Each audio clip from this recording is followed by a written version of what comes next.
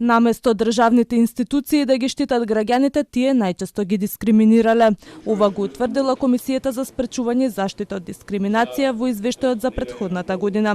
Покажува дека најголем број поплаки пристигнале како резултат на национална или етничка припадност. Речи се 80% од утврдените дискриминатори се државни институции, органи на управа, општини или претпријатија кои што вршат јавни овластувања, што значи дека од една страна граѓаните најчесто се охрабрени да пријават дискриминација која таа се случува во јавниот сектор, од друга страна имаме голем број на државни институции кои што се јавуваат како дискриминатори.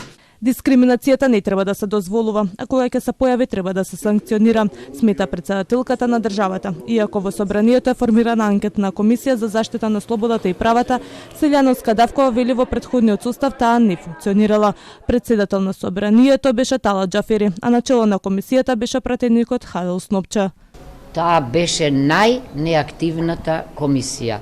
Говорам не за овој мандат на пратеници, за претходниот во кој што јас бев.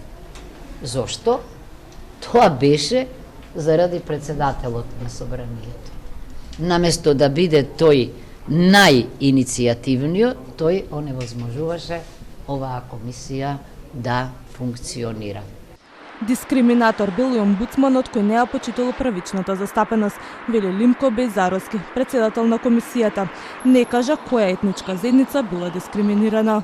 Дори има и тело во самиот орган кој е должен да ја следи еднаквоста, така да тој пропуск од страна на народниот правобранител ние го утврдивме, го анализиравме, истражувавме и утврдивме дискриминаторско постапување индиректно. Лани во Комисијата за спречување и заштита од дискриминација пристигнале 405 представки, а најголем број од нив биле лично поднесени.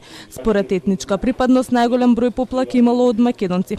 По нив се албанците, а следат и други националности.